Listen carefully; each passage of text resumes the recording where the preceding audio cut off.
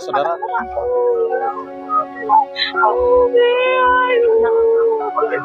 Iya, keluarga saya. Memasuki hari ketiga, pencarian korban longsor di Pasir Lango, Kabupaten Bandung Barat, Jawa Barat terus dilakukan. Keluarga dan kerabat korban tak hentinya datang ke lokasi untuk mengetahui kondisi kerabat mereka yang masih terjebak material longsor. Warga berharap tim SAR gabungan dapat menemukan dan mengevakuasi seluruh korban longsor yang terjadi pada Sabtu lalu. Harapan saya itu ya terus terang, jangankan buat yang satu lagi ya saudara, pengen itu semua itu bisa ya, misalnya itu ada berapa ratus korban itu, harapan saya itu ketemu semua gitu. Hingga Senin siang, tim SAR gabungan terus melakukan rangkaian proses pencarian korban longsor yang menerjang Kecamatan Cisarua, Kabupaten Bandung Barat, Jawa Barat. Selain 9 unit eskavator, hari ini tim SAR juga mengerahkan 12 anjing pelacak untuk membantu proses pencarian korban. Fokus pencarian tim SAR dibagi menjadi sektor A1 dan sektor A2 yang merupakan lokasi paling banyak ditemukannya korban pada hari Minggu kemarin. Meski pencarian terus dilakukan, sejumlah kendala juga ditemukan di lokasi. Selain faktor cuaca, banyaknya warga yang berada di lokasi membuat tim SAR kesulitan. Untuk potensi longsoran kami prediksi masih ada, Bu. Karena seperti hari kemarin aja, hari kedua itu ada potensi longsoran dari mahkota longsor. Yang membuat kami suatu kendala ya. Jadi unsur SAR yang ingin membantu itu jadi terkendala oleh penonton-penonton yang berdatangan. Cuaca mendukung, proses pencarian kami lanjutkan kembali dan kami melakukan pencarian hingga pukul 17.00 kami sepakati. Sementara itu, Menko Bidang Pembangunan Manusia dan Kebudayaan Pratikno mengatakan, pemerintah terus berupaya mengutamakan penyelamatan jiwa dalam penanganan longsor yang melanda Kecamatan Cisarua, Kabupaten Bandung Barat. Pratikno bilang, saat ini Wapres sedang melakukan pembahasan relokasi warga untuk menghindari dampak susulan. Bapak Wapres juga sudah membahas dengan Pak Wagub dan dengan Pak Bupati, dengan kami juga mengenai rencana relokasi untuk menghindari dampak susulan. Ini identifikasi lahan dan lain-lain tadi sudah diminta untuk segera dilakukan. Bencana longsor terjadi setelah hujan dengan intensitas tinggi mengguyur wilayah Bandung Barat sejak Jumat 23 Januari 2026 lalu. Kondisi ini memicu longsor besar pada Sabtu dini hari sekitar pukul 03.00 waktu Indonesia Barat. Material longsoran disertai aliran banjir bandang dari kawasan perbukitan menerjang permukiman warga, menimbun rumah, merusak infrastruktur, serta memutus akses jalan. Tim Liputan, Kompas TV.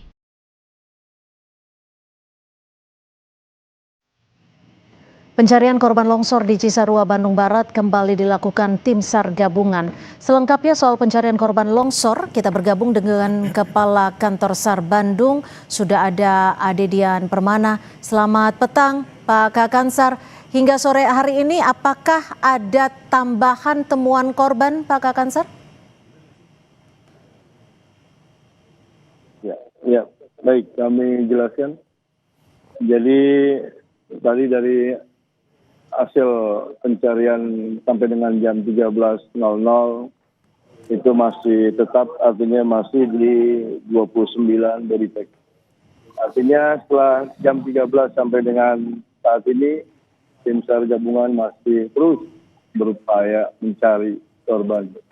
Dan sampai saat ini belum ada update, nanti kami menunggu informasi atau update dari tim yang ada di lokasi. Mungkin, Mbak. Pak Ade, kalau untuk pencarian ataupun evakuasi hari ini rencananya akan dilakukan hingga pukul berapa, Pak Ade? Ya, terima kasih. Jadi rencana untuk pencarian dari siang tadi hingga sampai sore ini nanti sampai dengan jam 17.00. Melihat situasi kondisi di lapangan, Demikian. Mhm. Lalu apakah kami baru saja mendengar ada suara sirine. Apakah ada informasi terkini terkait dengan suara sirine yang ada di background Anda, Pak Kakansar? Ya, artinya sirine yang barusan kita dengar bersama bahwa itu ambulan yang membawa jenazah atau korban yang sampai saat ini masih dikonfirmasi atau digali informasinya terkait penemuan jenazah yang langsung oleh tim SAR gabungan dibawa ke tim DPI Polda Jabar yang ada di Puskesmas. Hari ini diinformasikan ada 4 kantong jenazah yang berhasil dievakuasi. Apakah keempat kantong jenazah ini saat ini sudah dibawa untuk dilakukan proses identifikasi ke rumah sakit? Ya, benar. Artinya di operasi SAR tadi pagi sampai dengan siang kami telah mengkonfirmasi ada 4 body bags yang ditemukan oleh tim SAR gabungan yang ada di sektor A, di worksite A1 dan worksite A2. Jadi jumlah 4 body bag sudah kami serahkan ke tim DPI Polri untuk proses identifikasi. Demikian Mbak Cynthia. Pak Kakansar, terkait dengan proses evakuasi, apa saja yang saat ini diterjunkan? Berapa alat berat, berapa anjing pelacak, dan apakah ada alat lainnya yang turut diterjunkan untuk membantu proses evakuasi? Ya, terima kasih Mbak. Jadi artinya di kegiatan pencarian hari ini kami menerjunkan banyak personil, lebih dari 2.000 personil yang terdaftar di posko Basarnas. Kemudian alut yang kami gerakkan untuk pencarian di hari ini, alat berat sampai dengan 9 alat berat, yang saat ini pun kami siapkan ada 3 alat berat yang akan diturunkan untuk masuk di dalam sektor-sektor yang sudah ditentukan. Kemudian juga ada dari menurunkan anjing pelacak dan juga alut udara juga tadi siang telah melakukan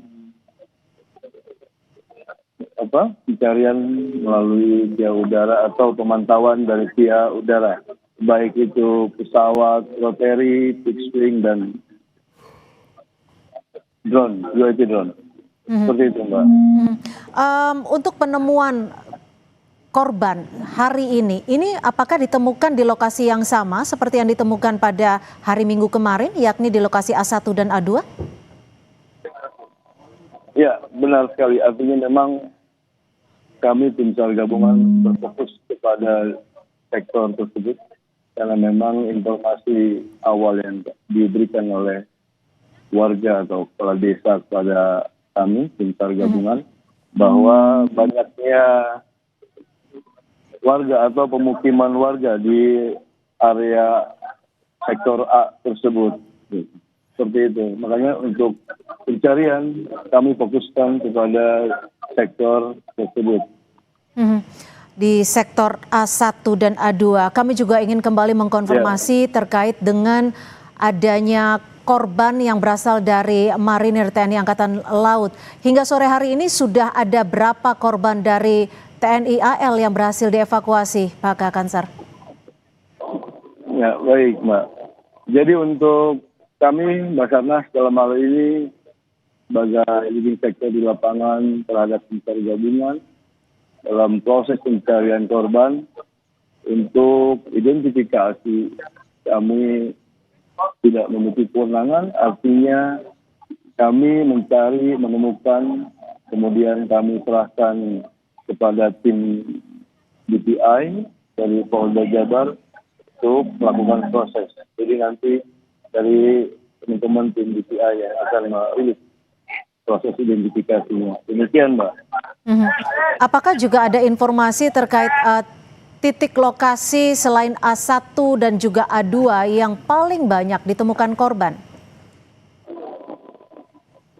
Ya, jadi setelah kami melakukan asesmen. Artinya sebelum kami melaksanakan proses pencarian, kami melakukan asesmen via udara menggunakan UAV drone yang dimiliki oleh Basarnas.